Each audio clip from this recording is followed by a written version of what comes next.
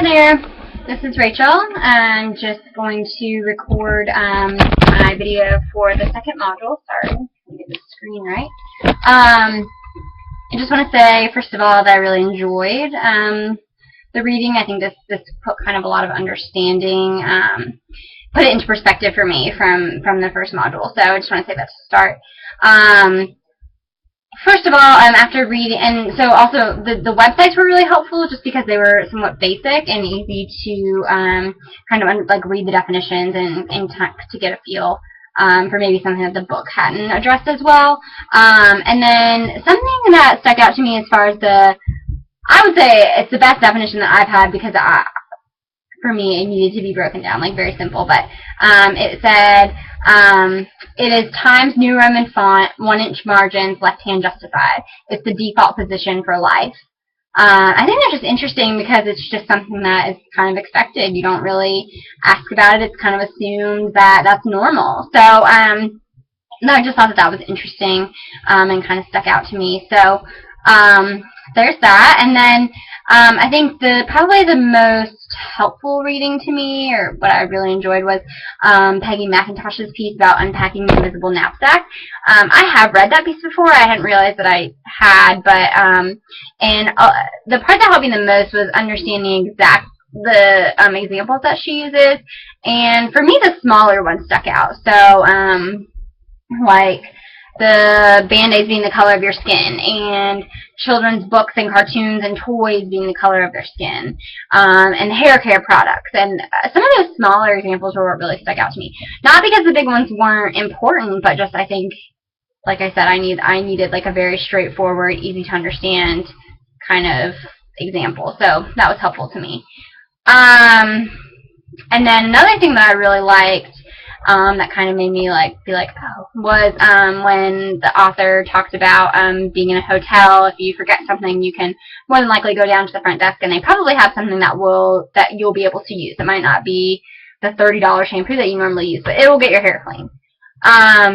Versus, if we walk downstairs and all they have is African American hair products, then we're gonna be upset, So I think it's something that I think I mentioned it last time, but taken for granted and just kind of one of those things that you just expect. So like I said, overall I just had a really good understanding of white privilege, and a lot of these examples really helped. So moving on towards a white privilege campaign on UNCW's campus. So I would just like to say, during an RA interview earlier this year, the candidate said to me, it was a question about diversity, and they said, well, I don't know if you know this or not, but the Hispanic and African American population is increasing here at UNCW, and it is no longer going to be UNC white. And I was appalled. I was like, I don't even know if I kept a straight face during the interview. I was like, oh my gosh. I didn't do my undergrad here. I did at UNC Charlotte, which is considerably more diverse, I would say, than Wilmington. And I was just completely caught off guard, and I mentioned my colleagues after, and they were like, I've never heard that. Like, no, I have never heard it. So I think for me it was just like very apparent that the students feel that, and that they're aware that it's going on, and they maybe feel disconnect, or maybe they don't, but I just thought that was interesting to add. But I think for passive tactics, I think that I would maybe steer away from this altogether.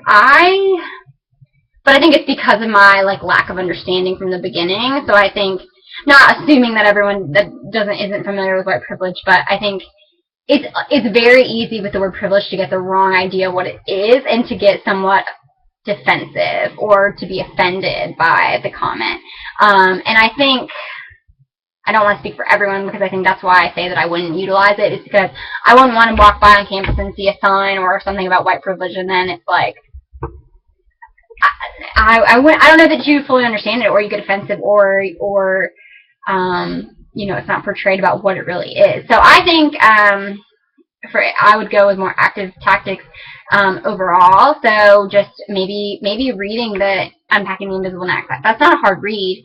Maybe using those examples. Maybe it's like doing a tally of how many of those questions you feel applies to you, and kind of putting it that way. Maybe it's students sharing stories from their peers of situations that they've been in. I mean, I have a prime example. I mean, this is not so much social justice, but I mean, it's almost an assumption, but two of the ARCs, one's name is Brittany, one's name is Alicia, but the Alicia is white and Brittany is black, and whenever they're and so if they haven't, it's just that they had a story where the two of them were together and they assumed, or Brittany handed them their ID and they were like, oh. So anyway, hearing stories from your peers about situations that they faced, I think could be helpful. Also, I think something that really was helpful for me was talking about how, so, like Timothy McVeigh and the Oklahoma City bombing versus 9/11. Granted, two very different caliber of attacks, but I think it's important to notice that an entire group was marginalized after 9/11. It wasn't just the 10 or however many hijackers, it was the entire population. Versus Timothy McVeigh, it was like, no one said anything about him being white. It was almost like an individual crime, you know, that no one really had to defend. So I just think those examples were really, really interesting to me, really stuck out to me to be like, wow, you know, you're kind of right, you know. And they talk about, I was not familiar with this, but the Hmong woman that killed her children, and then Andrea Yates. Same thing. No one has to defend that. No one defended her. No, there was no uprising about white people being crazy and killing their kids.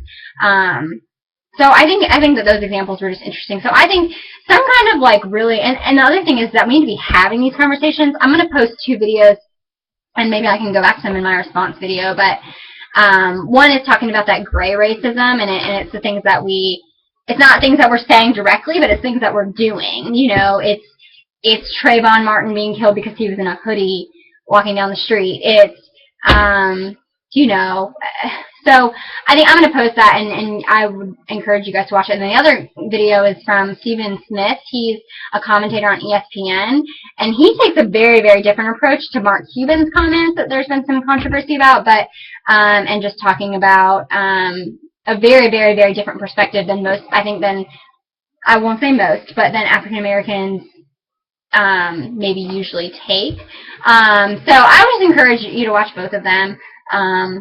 And then, like I said, maybe I can come back to them in my response post. But anyway, really enjoyed this module and looking forward to hearing from you all. Thank you.